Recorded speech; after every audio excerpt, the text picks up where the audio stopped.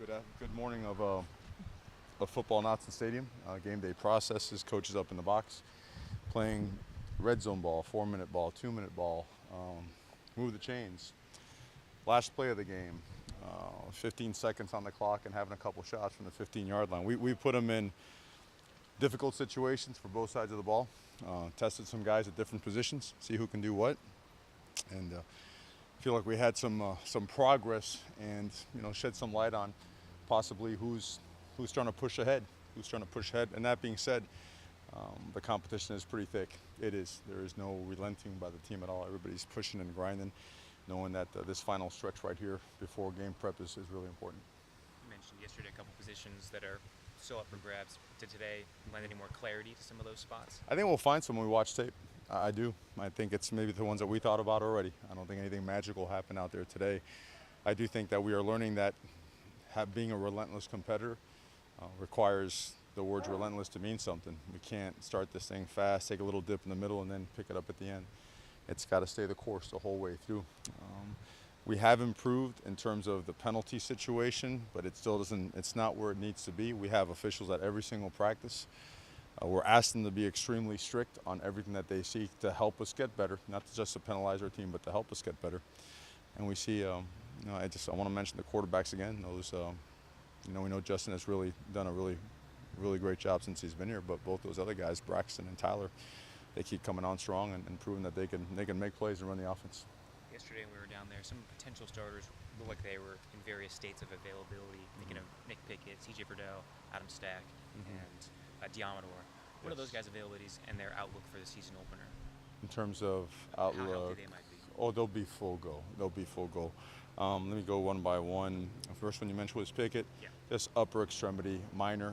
Should be good to go within a day, maybe 2 days. Diamador was just cramped up a little bit, so we wanted to hold him. But he was nothing out of this world. And Adam, we wore out his leg pretty good early in camp, and so we're making sure that he's recovered and ready to go. So we've been fortunate. We can't keep knocking on that wood wherever you might find it.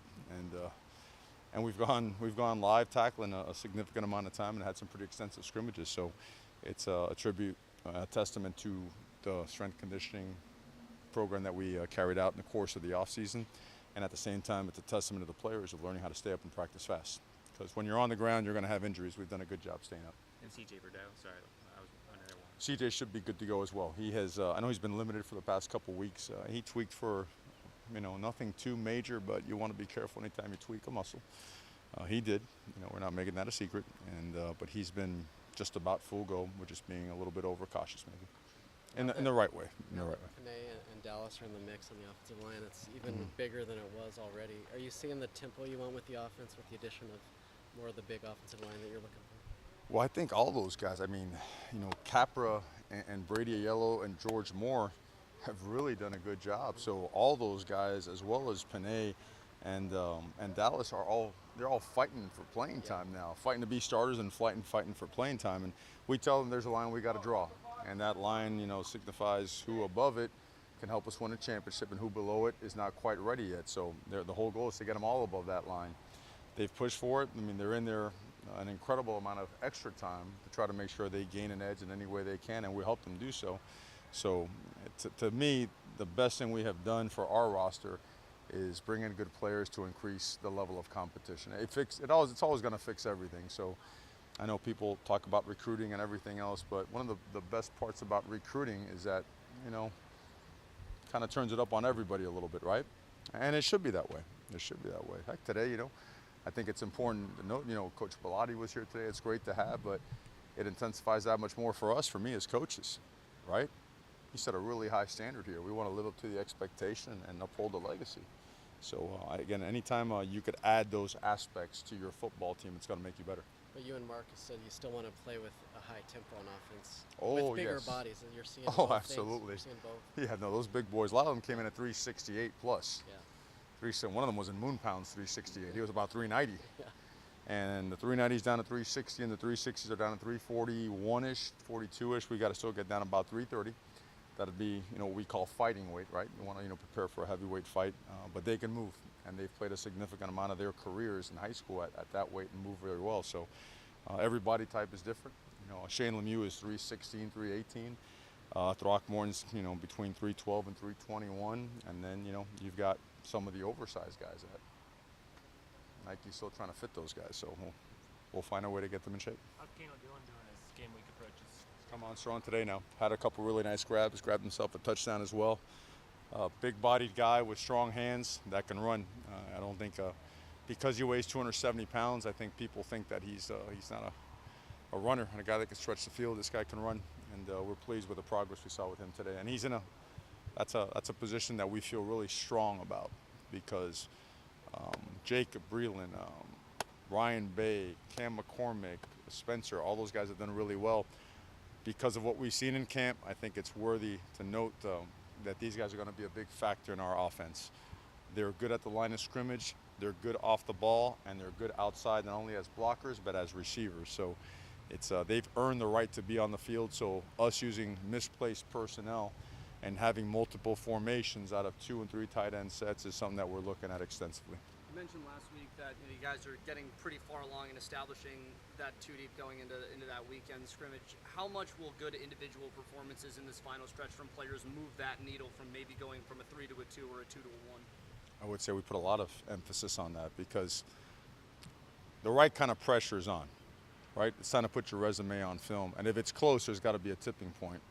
All we have to go by is what we see in practice every single day. So certainly they know that. And we also tell them that we're a little bit of a different operation. When a guy, let's say he doesn't quite succeed initially at a certain position, we don't throw guys aside. I know that some programs might do that or whatnot.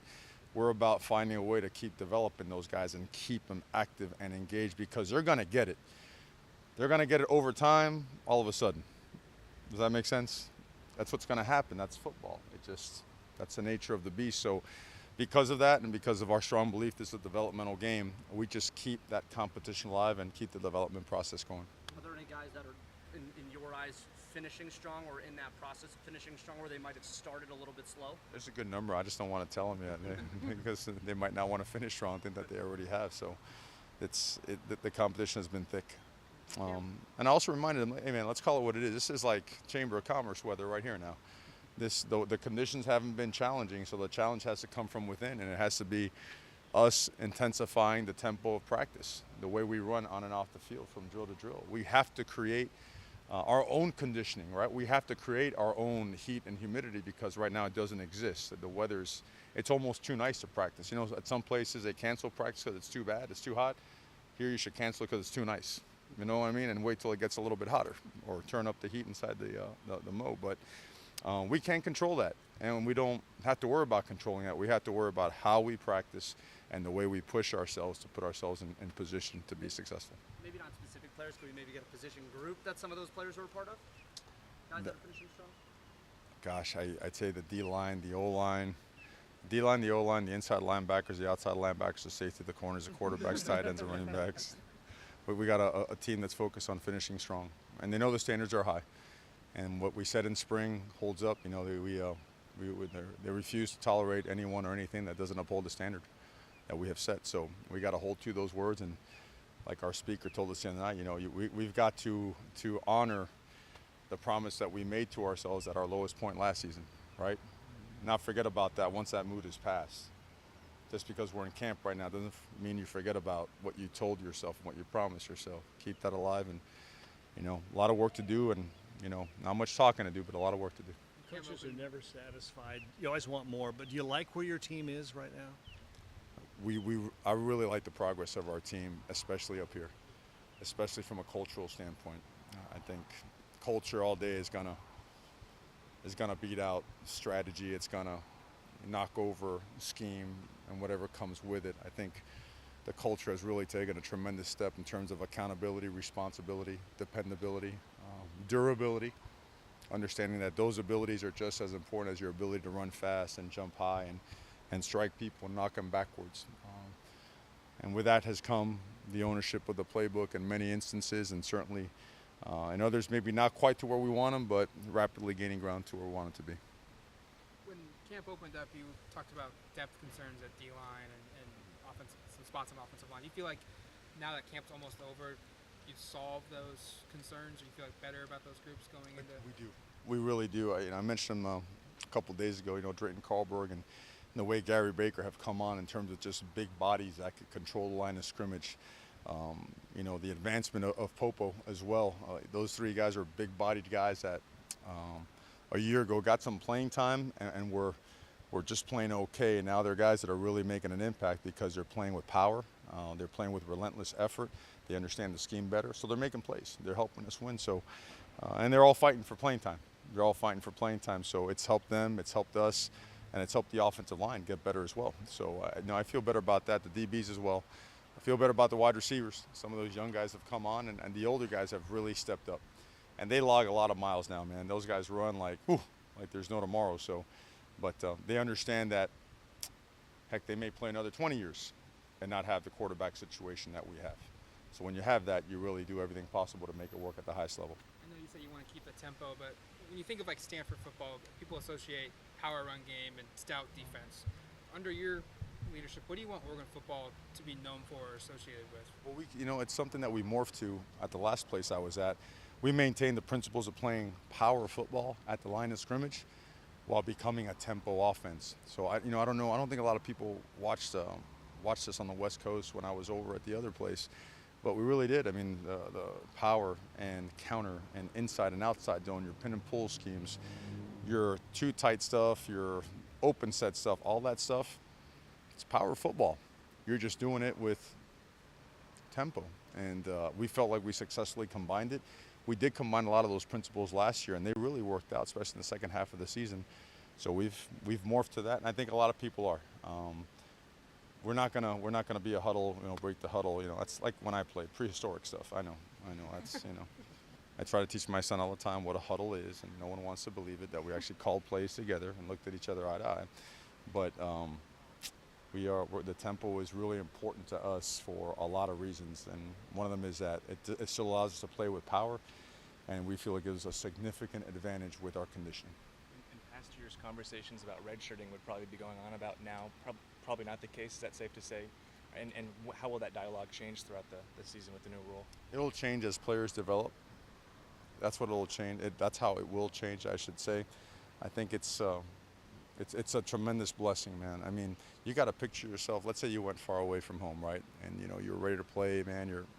You're ready. You're the guy, but you get there, and you're not quite to the level of what it takes to be a starter at the Power 5 level.